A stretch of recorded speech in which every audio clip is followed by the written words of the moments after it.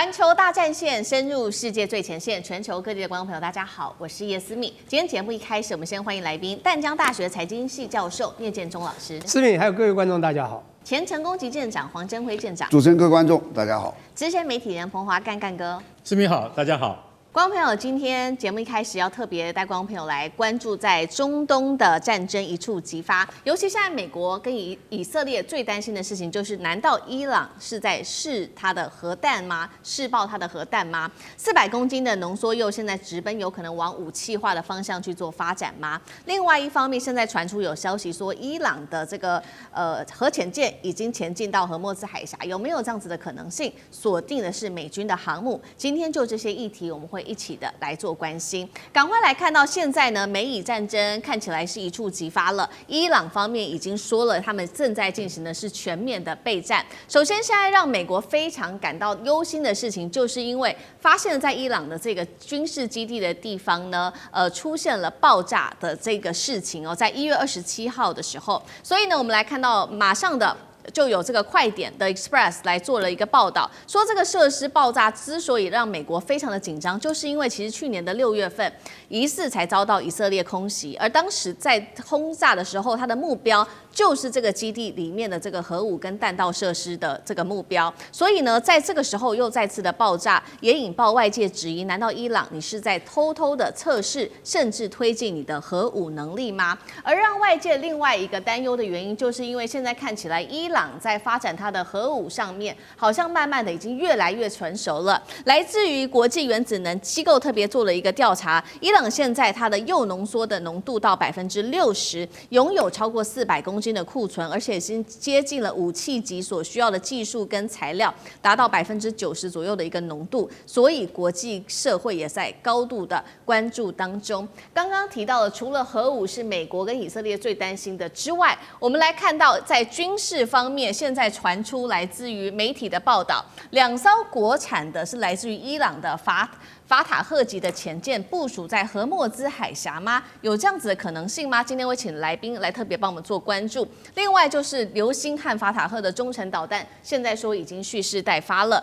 伊朗除了自己对美国做警告之外，还包括了周边的黎巴嫩真主党、也门青年运动也发出警告，如果美军对伊朗发动这种新式的攻击的话，马上就会演变成一个区域性不可能抵抗的一个区域性的战争。而美军另一方面则是刚刚看到的是伊朗的准备，美军也做好了备战的状况。林肯号正式进入到中东之外，已经进驻到美国的一个司令部的责任区里面了。而正在进行的就是联合中东的盟友在这个区域展开了多层次的打击训练，是做给伊朗看的吗？另外一方面，我们来看到在这个林肯号之外，美军的军机也已经开始备战了。F-35跟超级大黄蜂现在看到都是在林肯号上面可以做好了准备。那么另外一方面，我们来看到 X 推组也特别说了，美军已经在中东地区集结了2个航母战斗群和第5舰队主力部队，初估3万的美军部队已经蓄势待发了，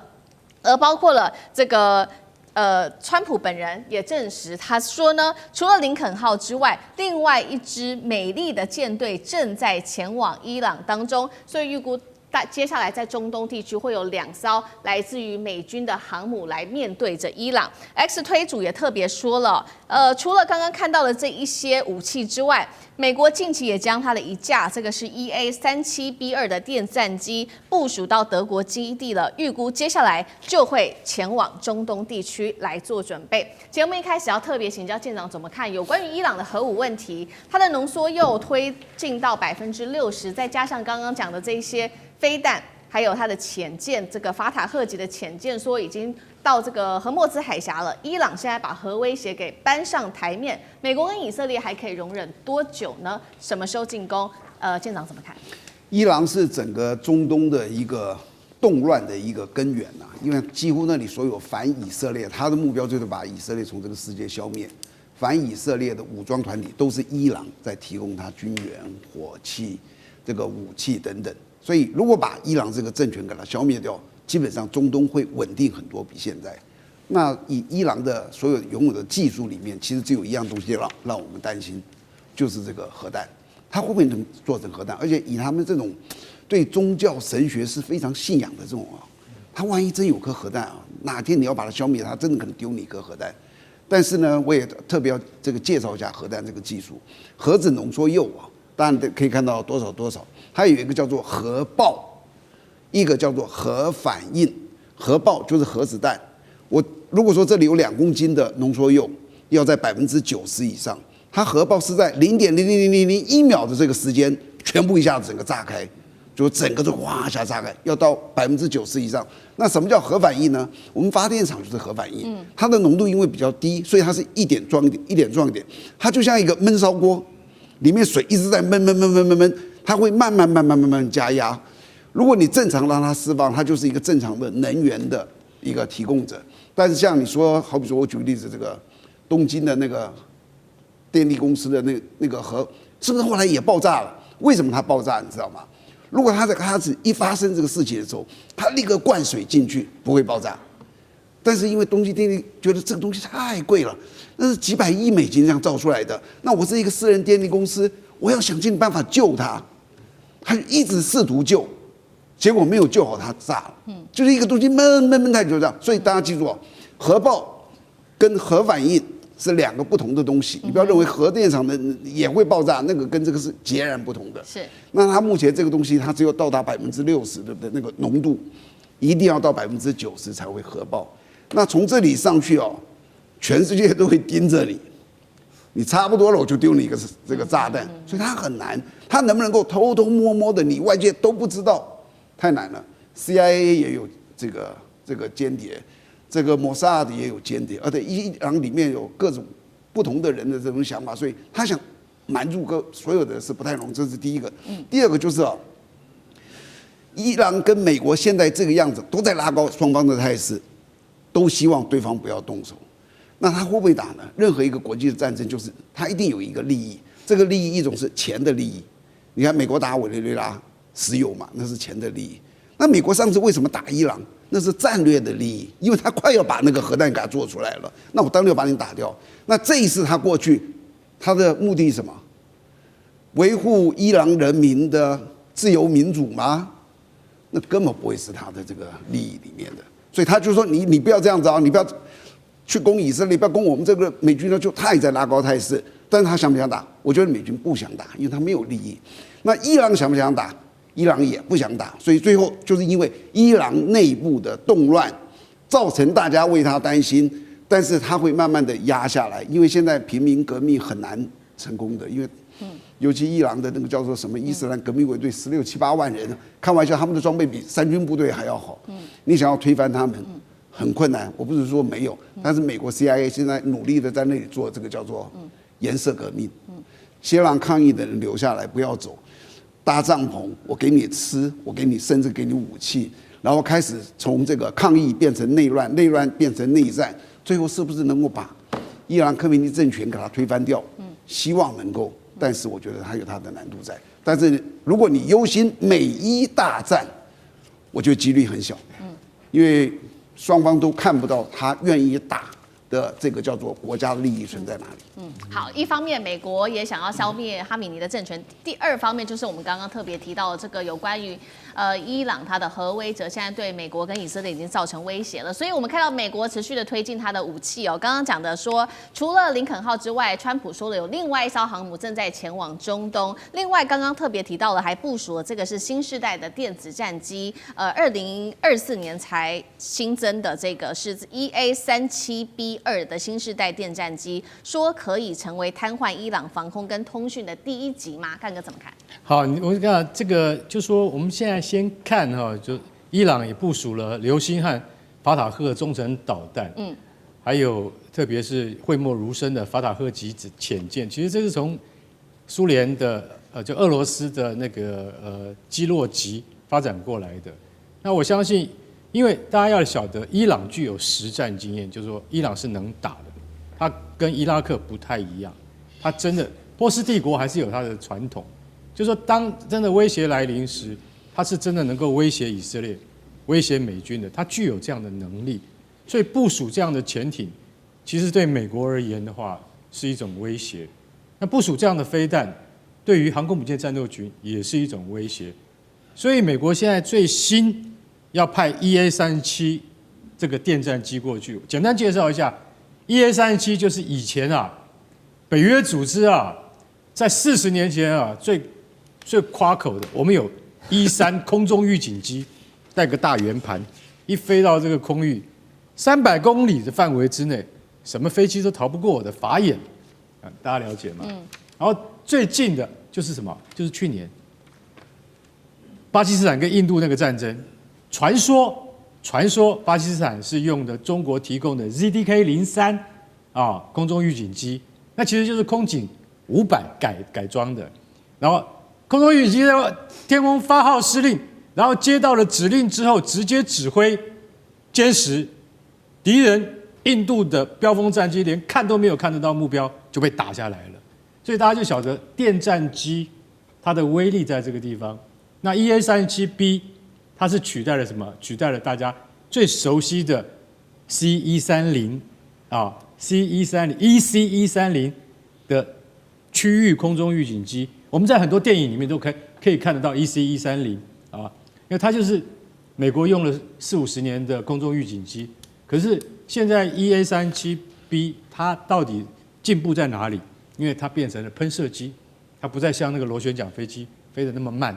时速才600公里而已，EA-37B 时速967公里快到1000公里，飞得快，飞得高，再来你知道滞空时间长，所以像这样子的空中预警机，它不但可以囊括以前 C-130的电子功率70%以上，然后它还加装了主动扫描阵列雷达，在它的脸的左右夹，看那个飞机你就觉得说，奇怪，这个飞机怎么左右夹胖胖的？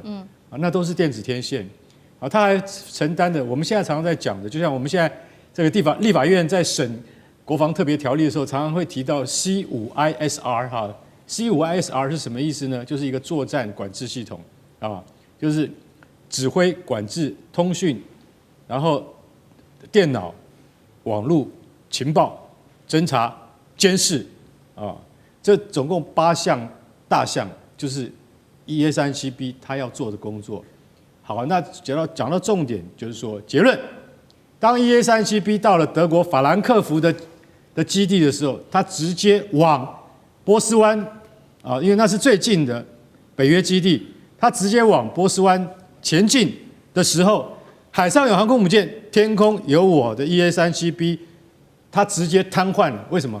直接瘫痪伊朗，你可能所有想得到的防空网。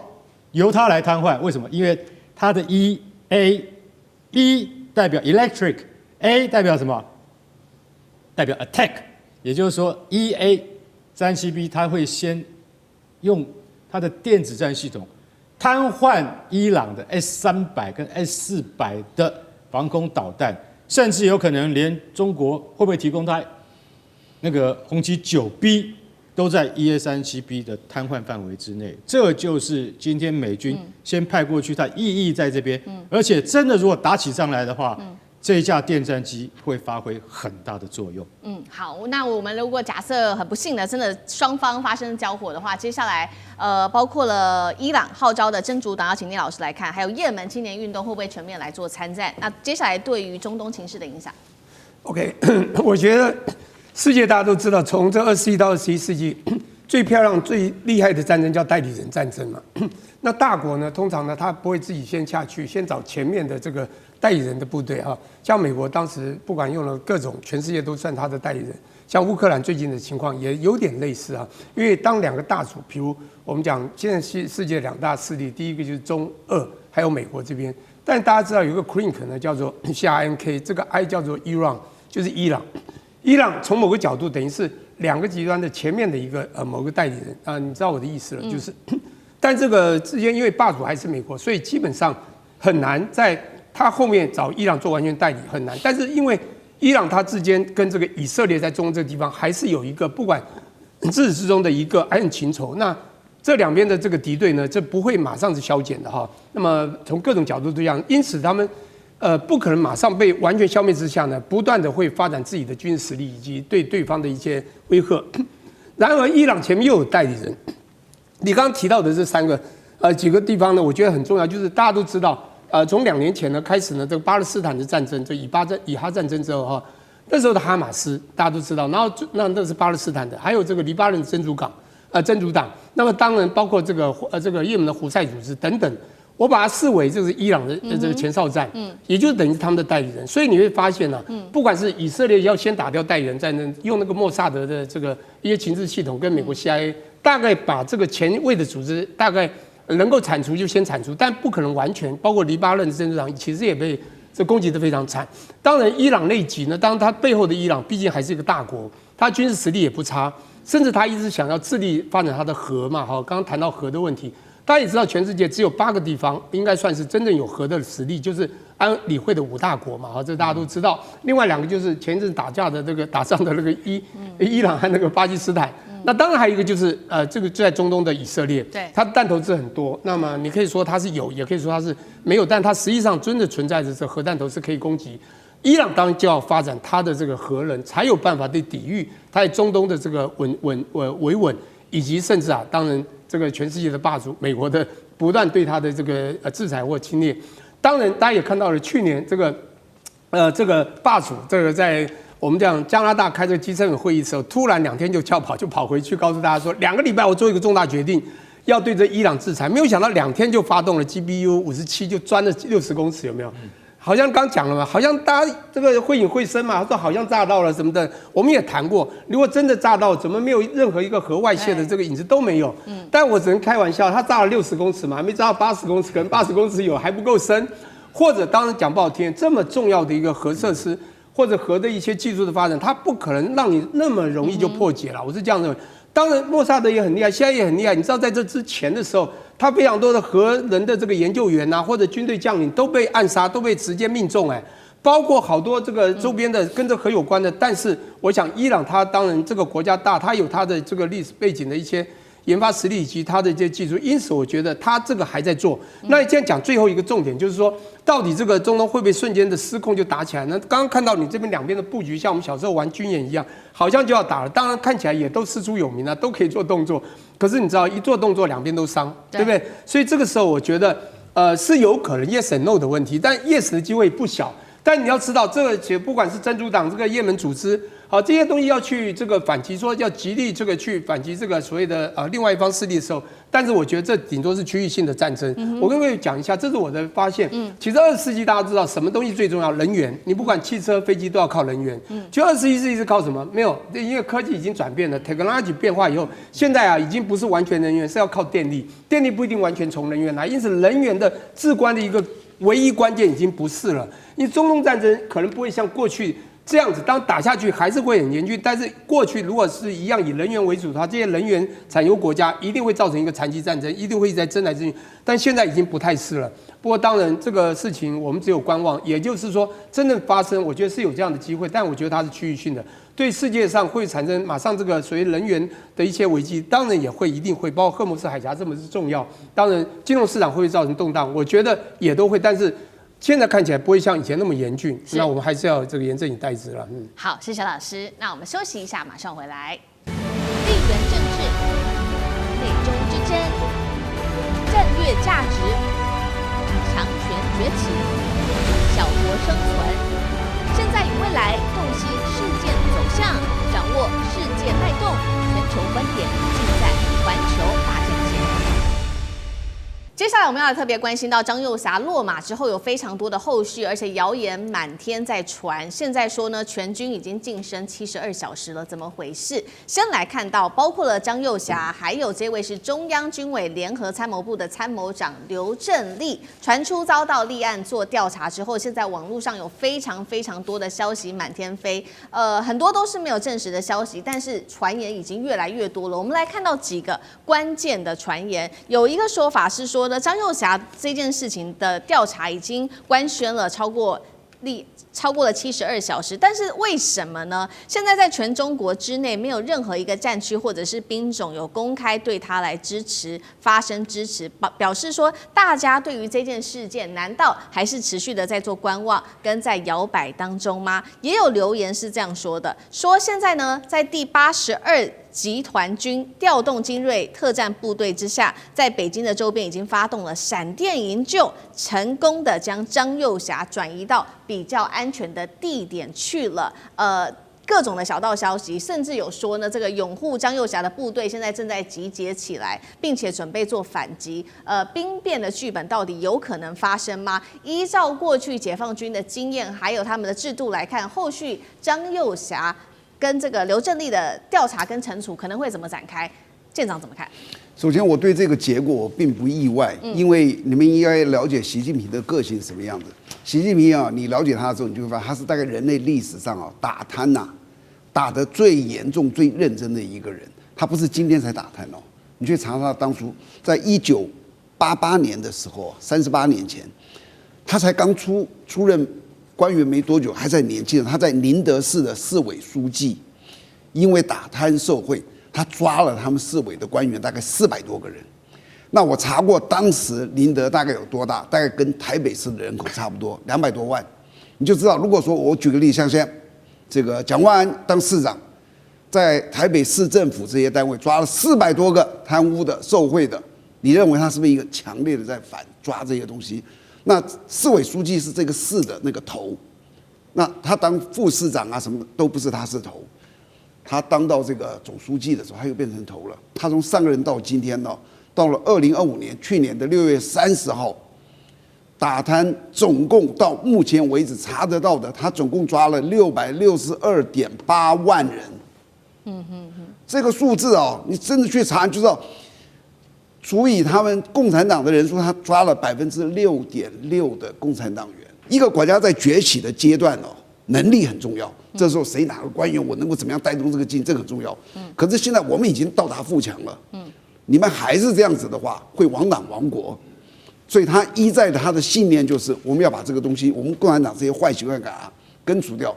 但是所有的因为你们没有待过军中，我知道军中其实是一个非常特殊的单位，连美国的将领都说军人是专制的，意思就我们不能讲民主，讲民主你就不要打仗了。是，所以他既然非常的专制，他就会变成底下是非常忠心。好比说我说，华干很好，我升你当少将，你就少将。这个在别的单位都很难看到的。所以在军中就是大家都变成非常的忠心，那个忠的程度就是军人的第一个条件就是你要忠，你要忠于我，即使我在做坏事，你要忠于我。结果到后来就变，我觉得军中第二个大问题就是一个上将、中将他权力太大，他的薪水太少。就是我轻轻松松我可以决定这个几百亿的案子给谁，但是我的一个月月薪可能只有，好比说以台币来讲是14万、15万，相对来讲非常的少。我在海军总部的时候，我管过一个100多亿的案子，是我在写预算，我才少校那时候而已。就军中就是这样子，所以他的诱惑会很大。那你一旦诱惑了一个3个人诱惑，你知道不是他都系统性的中将、少将、大校、上校一路下去，所以一抓就是一串，一抓就是一串。这次习近平就是决心要抓，所以抓了这么多的人。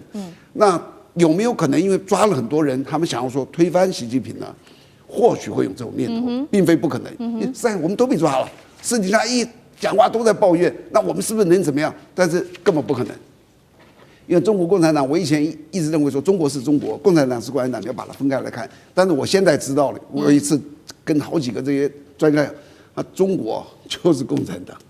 你把党国分开，那是你不了解他们的制度。是，他就是党指挥军。对。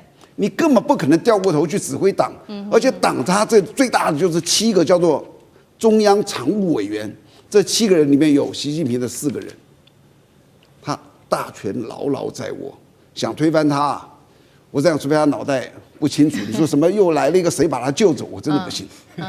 好，一方面有一个说法说张幼霞是涉贪，所以现在落马，但另外一方面其实有其他的传闻，我们继续要请干哥来带我们看，是说他的落马原因是不是因为他功高震主，威胁到了领导者？等一下一起来做关注。我们先来看到这个《华尔街日报》的首席记者，这一位叫做魏梅林，他也做了许多篇的独家报道，他也解析为什么他落马。有几个原因，第一个是他说呢，向美国泄露了有关于中国大陆的核武计划，这是一个原因。另外也有中共内部调查说，这是第二个原因，说因为他提拔了中国大陆前国防部长李尚福，换取这些巨额的贿赂，这是第二个原因。但是《华尔街日报》又有另外一个分析，就是我们刚刚特别提到的，说呢，对照有一个说法，是因为他已经让这个习近平感受到威胁，因为他功高震主，而他特别《华尔街日报》也举例，当年这个直接对照张幼霞的倒台是对照50多年前的毛泽东跟林彪的这个决裂，两起事件都是最高领导人把他们的2把手给扣下扳机，是不是这样子？干哥怎么看？我非常同意舰长的看法，就是说，其实在中国的军委会里面，你很难说我们今天这个我们人人自危了，大家要不要联合起来？联合起来干嘛？推翻对我们有威胁的人，那就是最高领导。我觉得这个可能性非常的小。为什么？因为中国就是中共的这个体制，它是一贯的，它永远是一贯的。今天如果说发生这样的事情之后，那你说真的产生了一些调动上或是一些讯息上的动乱的话，我告诉你，就算中国的讯息是再怎么封闭，它总比伊朗要开放吧？伊朗是死了多少人你都不知道，中国是你哪里死了人一定会被知道。为什么？因为消息会传出去，所以是像这样子的调动，我觉得根本就不可能的事情。所以到现在为止已经72小时了，对不对？那张幼霞他的以前的老伙伴们，照理讲的话，他有在任何的兵种或任何的军区，他一定都有他的老部下或是老长官等等。那为什么大家都还在观望呢？就代表说什么？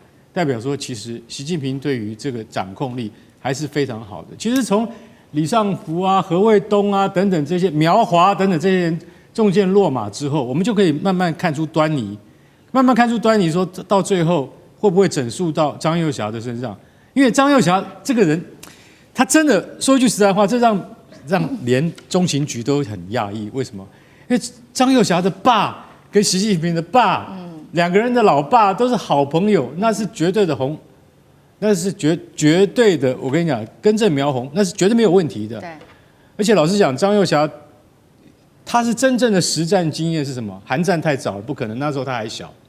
他是1979年中越边境战争。我们是这样讲，对于中国来讲，那叫惩越战争，惩罚越南人民共和国啊，惩越战争。他在前线，他指挥炮兵。那时候中国的炮兵还算是这样讲好了，152mm 炮还算蛮原始的。他指挥得当啊，所以我今天老实讲一句，他是真正具有对外作战经验的将领。那你说，其实这个战争不标准，对，没有错。但是他知道什么叫做打仗。对，像这样的人，对于习近平而言，如果你今天要武力犯台的话，你会提供很多很好的意见。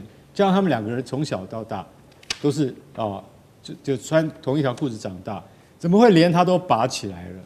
所以外面就有一种讲法，记得毛泽东怎么对付林彪吗？林彪后来在内蒙古上空飞机失事坠毁，非常多的传说。为什么他飞到内蒙古他就掉下去了呢？对不对？他为什么不是任何各种其他的形式呢？所以大家就一直很怀疑，就是是不是毛泽东下令的？其实老实讲，就是历史的这个公案还待后世去查。但问题是他也另外举例到一个什么？比如说毛泽东跟林彪就很像蒋中正跟孙立人而已，只是孙立人将军没有被处决。但是以孙立人当时跟美国之间的来往以旧时代的眼光来看，这已经是背叛我。我是谁？我是最高领导人，我是蒋中正，我是蒋介石。你背叛我，那个下场都不用再讲了。那现在我们现在看到说张幼霞她被立案调查，但是她没有被免职，大家有没有看到这一点？她被立案调查，但她没有像一般来讲，我们对于高官都是双规嘛，规定的时间、规定的地点，你要做出一定的交代，那个叫双规。没有，她现在只是立案调查她那所以那个你会觉得说刘振立也是啊，就是说这两个人是被调查，而没有真正的那个怎么讲，就是说拔掉他的官。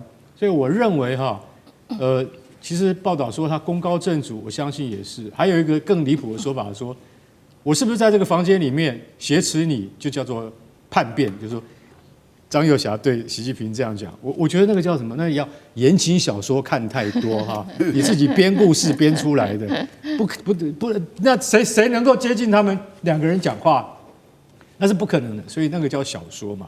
我认为张幼侠可能在某些地方来讲，他的行事作风以及他的态度，他会比较坚持比较坚持。那跟习近平之间的这个互动可能不若下级对上级那样，因此而导致了这次被调查。我觉得习近平就算是他今天拔掉了已经超过100位将领了，但是你以为共军就失了他的指挥灵魂跟中枢吗？我觉得不会的，因为年轻的有多少在培养呢？你知道吗？你可能不知道。我不认为共军会处于真空期，这是最重要的。好，那确实卢干哥帮我们看到了这一起案件到现在还是立案调查，张幼侠还没有被免职哦。不过呢，有一位前官员他认为他希望说张幼侠不要有事情啦。这一位是前美国国防部的负责中国台湾的一位事务科长，他叫做唐安族。原因是什么？他是这样讲的，如干哥刚刚帮我们提到，他提到说呢，张幼侠他过去曾经参与过1979年的中越战争的共军将领，所以他知道解放军的强项跟弱点在哪里，这是第一个他做的分析。第二个他的分析还有就是他认为张幼侠是现役的解放军将领当中唯一能够针对解放军的实力跟弱点向习近平提供最客观建议的人。他认为如果中央军委里面没有张幼侠，那么可能会造成误判风险，尤其现在地缘政治的紧张之下，大家最担心的就是有关于未来美中之间的冲突会不会因此升高，对于解放军后续的影响，聂老师又怎么解读？对，刚刚思敏提到这个唐安族，请问唐安族身份到底是什么？前美国国防部负责台湾、中国还有各事务的一个这个美国官员，请问他讲的意义，他不希望有什么意义？他的不希望跟大陆的不希望或者希望是两回事。我必须说明，他讲到的优秀、最优秀、最客观，能够看清弱点，这些都不重要了。最重要是你有没有办法忠心护主，这个才是重点嘛。忠心忠诚对这个最主要的核心才是重点嘛。这个都不需要谈。但我必须说，我们的这个大陆真的是比较特别的一个政治实体。我们知道，从这个明初以来啊，叫军党政，以前军阀执政，西方也是一样，麦克阿瑟啊，或者这个艾森豪都是哇，大家对这个呼声最高的，总统都不算什么，那个军党政。可是过一阵子，有的国家变党政军。党军政、党政军都有，但党军那现在军已经没有什么，现在一定是党政军，或者政党军了。那台湾当然一路走来就是这个军党政，这个党军大家合起来叫政在最差，但现在变成军党政之后，到现在是政党军，完全变成了政治为首。可是我们的对岸还是以党为主，所以党只有一个党维稳，他必须要维稳他的时候，他必须要让他所有在旁边要有很忠心的一种这个维护核心这个团队的一种力量。我先讲一下，各位不知道前一阵子有没有去注意到？假设你也注意这种新闻，早就太多的讯息在讲张幼侠要叛变，有看过吧？多少张幼侠叛变的新闻？请问这个讯息有没有风有没有浪？绝对会有一些。这表示什么呢？表示他就算没有那么反对习近平，他也很想做他想要做的位置，或者他觉得习近平你没有什么，我以前多厉害，30岁我就在越战，对不对？就维稳了这个越战的整个军事，我那么有经验，就像唐安祖讲的。可重点来了，你越是自以为大，越是这样，你就威胁到我的一种这个核心的力量。你想想看，朱元璋是不是也是这样？刚刚讲了一个很有道理的我当时也是，刚开始我也是讲这一块，蒋介石和孙立人的事件，各位去想一想，绝对有点类似。我就住在孙立人旁边，我就在古亭站附近，我的车子常就停在那一带，我常到这个叫陆军总部嘛，常去那边上个花或吃个饭。我要讲一下孙立人的故事，我还蛮清楚，因为这个人我欣赏，在美国这个对不对？这个军事学校受训过，他是有一个美国底气的，是美国人最欣赏的，最喜欢可以沟通。那当然，虽然蒋介石是军头，可是你知道孙立人可能最能够符合美国的底气，以及还有一个文的，你知道吗？那个文的快跑掉了，我不要讲谁，就孙立人的确有威吓到蒋介石当时的一个核心力量，但重点是孙立人是一个忠心的人，他比较不会出事。他甚至都直接就表白了，说的确有这种事，所以他会被冰冻到台中，这是有原因的。他骂过蒋介石吗？没有，他也知道真正主啊，真正在台湾的主就是蒋介石来这边，我们要尊崇他。可是美国一直希望我取代，他就很两难。但我现在要讲的是，到底他有没有做这？你刚谈到3个原因，第一个我觉得不太可能啊，泄露中国核武。你这个怎么可能呢？你这个将你要泄露中国核武，你这个已经太这个议题有点太过之，这可以杀头了。第二个，我觉得就有可能他因为为了钱大为利益嘛，李尚福这个位阶这么高，当我这是我猜的啦哈，不一定是。哎，你来我就巨额贿赂，有没有可能？我觉得以人性是有可能的。一个军人，你刚刚谁讲的薪水也很低，有没有？他有想要拿了一点或贿赂。而且他讲巨额贿赂，表示一定有贿赂。第3个，我觉得就最主要的功高震主，所以我觉得这是最重要的。那现在讲到一个，但你要知道，中共维稳它的核心力量，它是一个惯性必然的程序。那刚讲到这个毛泽东、林彪，那是那个年代啦，你可以置对方于死，就像朱元璋以他的所有大将，只要不服从，全部杀了，这是过去。但是呢，这个你不管要虚有或莫须有罪名，最少要有罪名。即便是莫须有，你要有一个，现在大家都知道认知战一堆嘛，要认知解读认为是合理，你就要师出有名。现在重点是你会被这样子，包括不止他哦，3大，第1大军委，对不对？第2副主席，副主席，第3个还有一个联合参谋的什么参谋长刘振立。2、3都拿掉，请问一下什么原因？我觉得就是可能中金不够，但是必须要师出有名。那假设你将来之前有贿赂，就有贿赂，这就是一个名了。假设就算没有制造一个讯息，也有可能的。大家都知道情报局可以做假讯息，那 CIA 可以，我讲对岸国安会也有可能。不管怎么说，我觉得这个就是我觉得最后还是一个中心的问题了。好，谢谢老师。那我们休息一下，马上回来。地缘政治、内中之争、战略价值、强权崛起、小国生存，现在与未来洞悉事件走向，掌握世界脉动，全球观点尽在环球大战线。接下来我们要来关心到的是有关于军事武器哦，高层现在刚刚聊到了解放军的高层震荡哦，但是山东舰则是迎来的是它的歼35跟小飞盾的现身，今天一起的来做关心。好，来关心到的是近日传出的有关于山东舰现在进入在南海的一个海军基地的这个前船坞里面来进行维修的工作。不过呢，现在有一个是来自于中航工业沈阳所做的一个证实说，歼35的舰载机已经具备了它有弹滑兼容的能力，意思就是说呢，它能够在福建舰采用电磁弹射起飞，这是第一个。但第二个，它另外可以做的事情就是在山东舰上面滑药板甲板上面来进行滑药式的起飞。军事专家也这边特别做了一个分析，它可能就是在进行歼35隐身战机的适配性的一个改造。舰长如何看？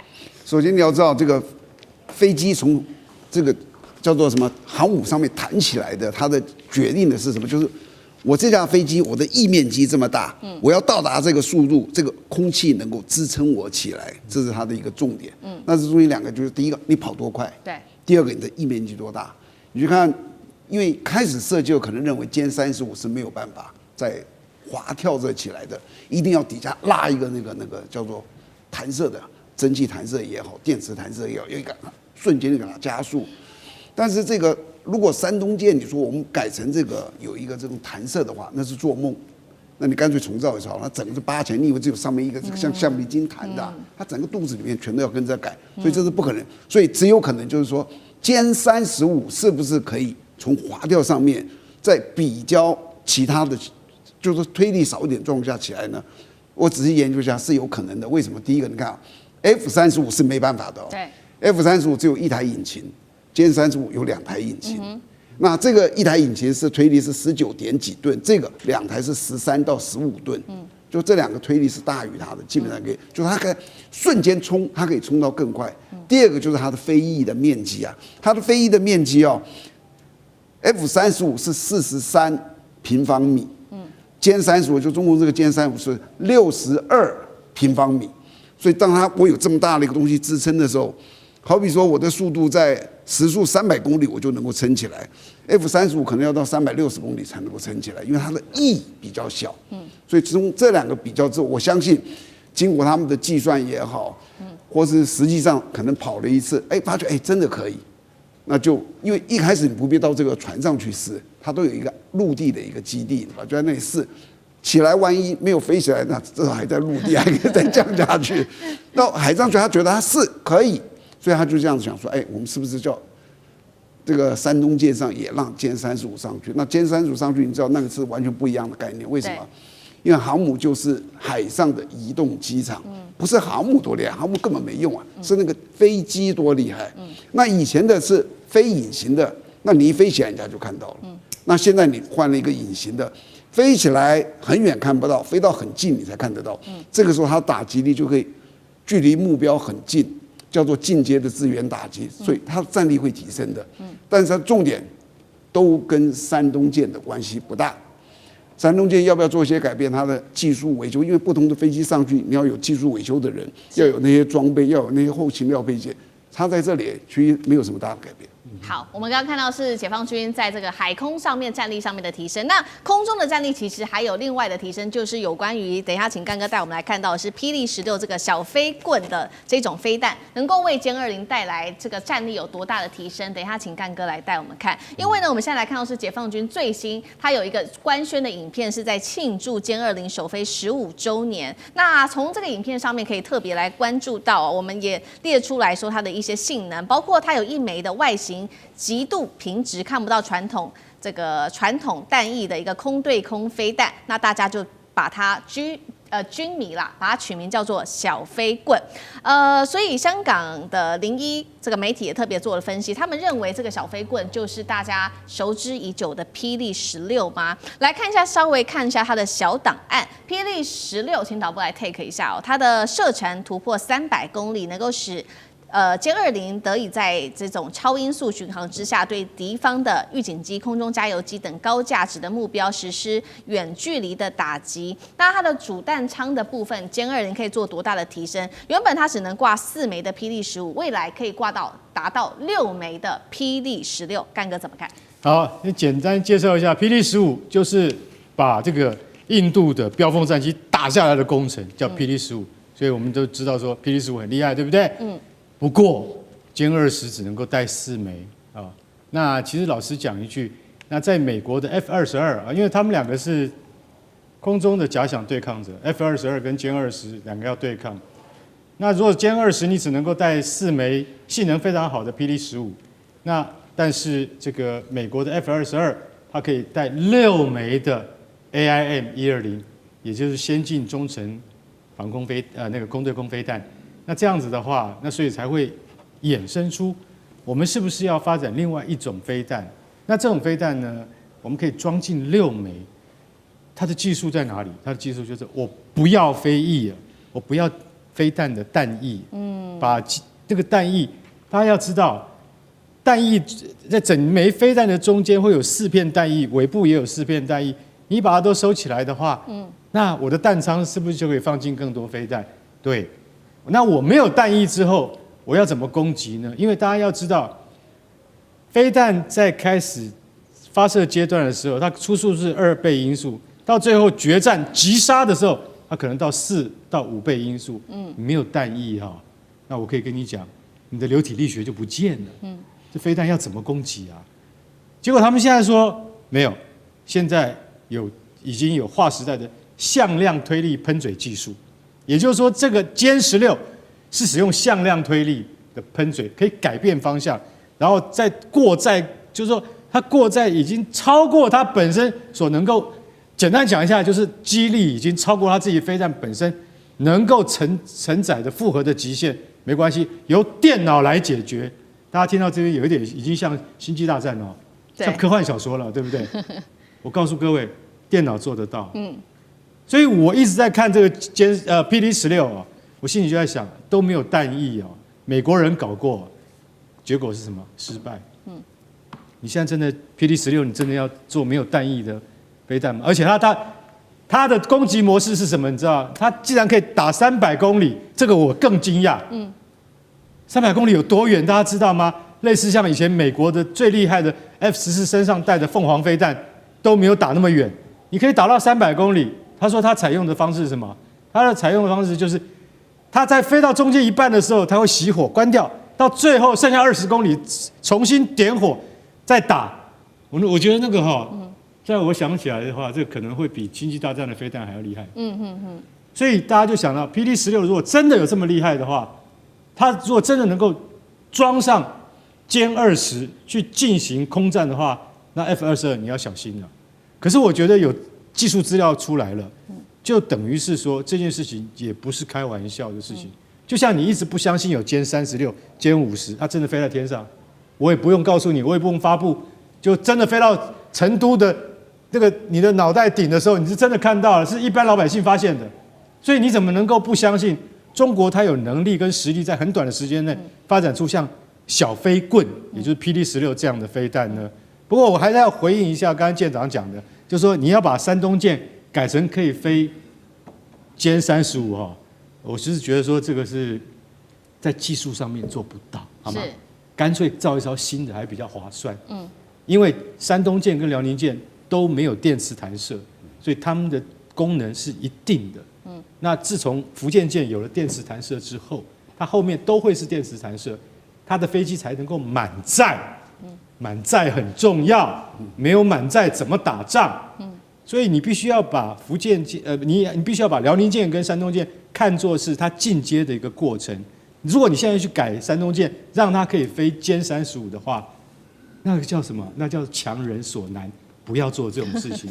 我相信，中共高层他也不会这样做，习近平也不会这样做。为什么？我造一艘新的船快得多。好，其实呢，美军这个要担心的，它的 F-22要担心的，除了刚刚干哥帮我们特别讲的有关于歼20加上霹雳16之外，其实呢，来自于美国媒体的最新报道说，他们真正要担心的，其实不是只是霹雳20，是双座版的，不只是歼20，还是双座版的歼20S 才对，因为它被赋予反介入区域拒止的能力，其中它的第2名的机组人员是可以负责这种高强度战争的指挥、控制、管理，甚至做无人机、有人机的协同作战，打击美军的航母。聂老师怎么看？哇，这个太精彩了！我跟各位报告一下，小时候喜欢玩军，你知道歼20不是歼20，是歼20S。我先讲一下刚刚我们都知道5代战机，美国2种，这边这个中国大概2种，很巧。当然这个有点仿效了 F-35对歼35，好，我们不谈这个。那歼20有所谓的 F-22，大家也知道，都是5代战机。歼 F-22有没有双座？没有，曾经想做双座，叫 F-22B，没有成功。他们讲了3个原因。他们在设计第一船之后 ，F-22说，空间设限，空间设计好像不太好做。这是第一个考量。第二个说，隐身的考量，一旦做大了，可能没办法隐身。第3个更扯，叫做技术的隐忧。第一个有考虑他们技术要做，那还有一个是2个人以后的配合的技术有问题就否决掉。中国做到20S 是双座直立式。我跟你讲我们在财经里面教1+1大于5，我们讲并购嘛2个人合在一起，一个夫妻娶一个先生娶一个太太，生下3个孩子就是5个，1+1大于5，2个人在一起绝对大于5，你知道为什么？第一个非常清楚，第一个很重要，他如果是单座，他有单座的设计，单座比较小，就是他做空优还有快速拦截，一个人反应够快，引力够好就好。双座不一样，第一个它非常重要，而且中国是第一次做到的双座的这种所谓的隐身战机，它可以打电子战。第一个人开飞机精准，他就是照他的这个技术。第二个跟他做充分配合，就像都丢原子弹，当时也要是2个人第一个到点的时候，第二个要去分析，要去检测它的最好的地点。他重点要做什么？要做电子战。这电子战它要控制怎么样？现在都是网络控制。他在飞机上要控制无人机，你开飞机的人不可能在这时候控制，他要控制无人机，就像刚刚讲的这个有人无人的双战。这时候呢，可以做到什么？就是精准打击，这非常精准，而且讲不好，因为什么1+1大于5？因为他一架飞机就控制了好几个无人机，不就超过5个以上？所以这样子会造成美国未来在 F-22真的凌空的时候，你会发觉很危险，因为他是双人，他一个人在飞，另外一个人人靠人有。第二个，他可以用精准打击，甚至控制旁边的无人机，他对地对海都可以达到他所要达到的精准打击的效果。那你觉得美国会有很大的威胁？我觉得这绝对是会的。好，谢谢老师。那我们休息一下，马上回来。地缘政治、美中之争、战略价值、强权崛起、小国生存。现在与未来洞悉事件走向，掌握世界脉动，全球观点尽在环球大战线。接下来我们要来特别关心到是川普的关税战，现在用来的是这个勒索他的盟友吗？两个国家是重点。今天要来看到，除了南韩之外，还有加拿大。南韩在川普面前是低头的，但是加拿大的卡尼则是态度硬起来，他拒绝当美国小弟。最新他还呛美国说，和美国打交道没有正常可言。这一招是学中国大陆来对付川普吗？今天就这些议题一起的来做关心。川普的这个关税战可以说反复无常，尤其针对南韩，他现在把它当做一个政治勒索的工具吗？南韩的关税从15%一口气大幅提升到25%。川普给的理由是因为呢，南韩国会拖延法案，有关于美国跟南韩的这个贸易法案，到现在都还没有一个结果，所以美国别无选择，只好对你南韩加征了多10%的一个关税。但是《华尔街日报》摊开了说，为什么川普要课这个关税的原因，根本就是跟刚刚讲的这个贸易是没有关系的。主要的原因就是出在美国的企业酷鹏身上了。为什么这么说呢？因为酷鹏现在几乎是让这个南韩的企业倍感威胁，它几乎垄断了南韩自己内部的电商市场，是南韩第2大的民营企业。现在只是因为挂上了美国企业的这个标签，让白宫受到了极度的礼遇跟保护哦，所以在南韩内部里面有很多的企业是对酷鹏感到不满的，包括了副总统范斯，他则是持续的跟着川普同一个调性，直接威胁南韩，并且说呢，当面告诉南韩的总理说，你如果敢这样子继续对酷鹏祭出惩罚的话，我们就会做一些处理，并且呢会对你，希望你能够做出一些实质的降温的举动。好，所以干哥要怎么看？主要是因为南韩踩到了酷鹏这条红线，所以川普才课征了高关税吗？美国公开的干预他的盟友立法，在国际政治上有没有越线？好，你看到哈，南韩，我想李在明他也不知道有意还是无意哈，很多个项目的他的处理方式他都不是很积极。那川普看了半天说，好了，你给我搞这一套是不是？我已经让你15%不要叠加，跟台湾一样了，结果你还给我慢吞吞。好，我现在就干嘛？我现在就要开始制裁你了，要把它提升到25%，跟加拿大一样。外界看这个觉得不太对，好，现在终于知道了，原来是因为酷鹏啦，为了酷鹏，大家要知道什么叫酷鹏？酷鹏就是南韩第2大的产业，然后它是电商啊，电子通路的南韩的。老实讲一句，它非常早就在做这一块，它等于是亚洲的亚马逊 ，OK？ 所以说，但是你要知道，酷鹏它的总公司在哪里呢？不在汉城，也就是不在首尔，在美国。美国有多少高阶的电子工程师靠这个酷鹏吃饭，你知道吗？所以说这一次，他们说酷鹏泄露了多达3370万笔个资，这件事情非常严重。南韩政府青瓦台立案调查，为什么酷鹏你会把3000多万笔个资泄露出去？对于南韩这种国家而言，它是很严重的。它比我们台湾看待个资要认真多了，我觉得这个很好。所以青瓦台说我要调查，结果一调查，酷鹏在美国那个股市股票马上就跌，然后美国投资人就说这个是我们最看重的股票。你既然你也没有问过我们美国大老板，你就真的要去调查，你就调查我们美国公司，你们南韩凭什么有资格来调查我们美国的公司？我跟你讲，美国人多厉害，你知道吗？他们援引301法案，要告南韩政府。哇，李在明吓死了。现在我就跟你讲说，实际的原因就是因为酷鹏而造成的。那酷鹏是什么？就是因为它牵涉到美国的这个真正的，就是说由美国人、美国投资人，他们在支撑的一个非常重要的南韩公司。这就好像有点像，其实大陆有很多汽车啊，福斯啊、BMW 啊，你说，这些都是中国电动车啊，对不对？那但是是以他们的品牌生产的电动车。那不管怎么样，他们也是原来德国的企业嘛，所以这会造成什么？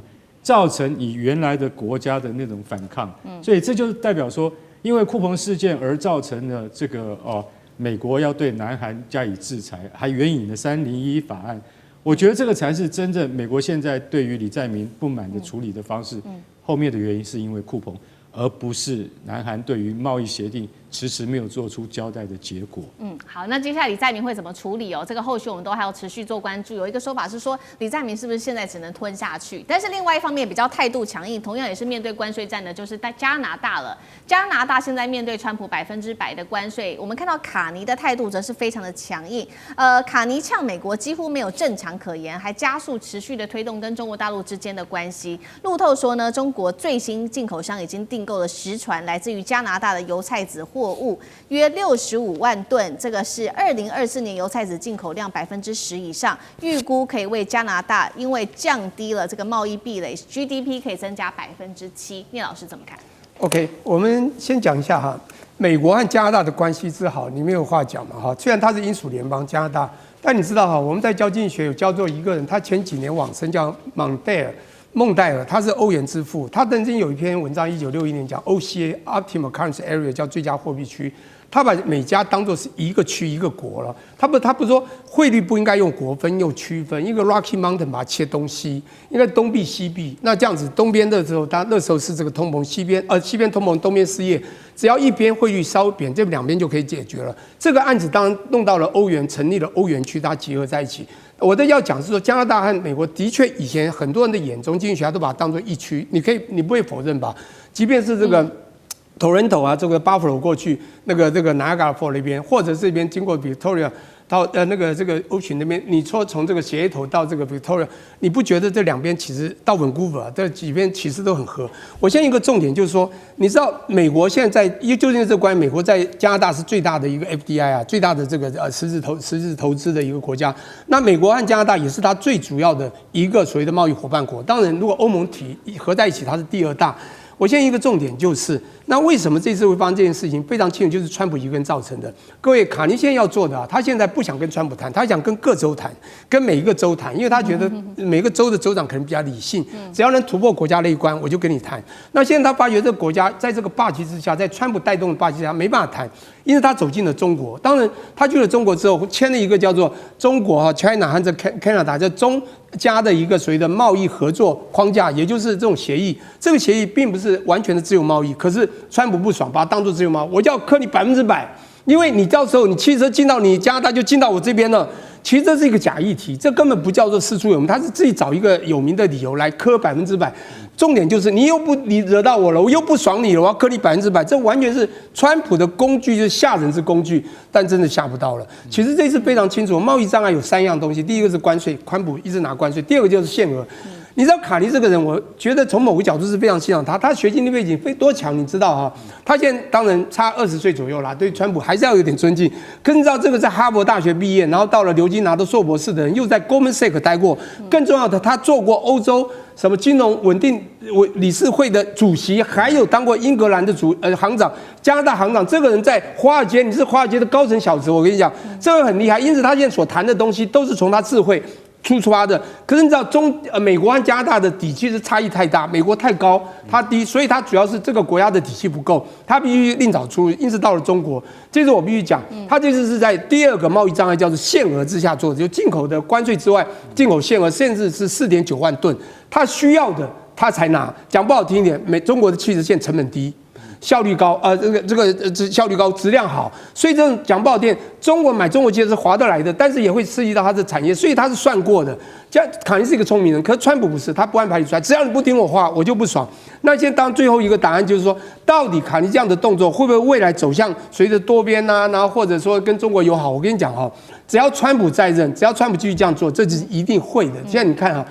这个马克宏12月初去了啊，3月到3号到5号，现在卡尼在1月初也去了，现在连英国的斯凯尔今天也到了中国去了啊，就1月28号也去了。请问一下，这个是不是有样学样？也就是大家看得非常清楚，只要川普在那天，卡尼就会做这样的动作。不过从地缘政、从人口肤色、从这个整个种姓来讲，其实卡尼应该是要在美国这边。可是这个世界真的就像卡尼讲的，世界就是已经改变了，我们必须重新思考。好，所以卡尼的策略重新思考，就是跟中国大陆建立更好的一个经贸关系。在军事上面，它其实也是硬起来。有关于格陵兰的议题，它派了巡逻艇前往格陵兰周边海域，并且在这边设立了新的领事馆。南韩跟这个加拿大的动作完全不一样，哪一个才可以真的治川普？舰长怎么看？任何一个国家啊，如果我当这个国家的这个总统或者领导人，我基本上我的所有施政在追3样目标。第一个叫做尊严，就是我们这个国家要有尊严；第二个是这个国家的利益，就是发展它的经济；第三个当然就是安全，这是所有国家要去做这3件事情。那有时候你没有办法3样兼顾，你必须要在某些时候放弃的时候，第一个可以放弃的是什么？你知道？尊严，因为尊严无价，就是你可以为它拼死拼活，你也可以说这个完全不在乎，这是第一个可以放。对，剩下的2个。安全是绝对不能放的，为什么？这是我的命，就像我的健康一样。但是另外一个利益呢，是很长远的。那韩国这一次啊，韩国的安全掌握在美国手上，因为北韩可能打他。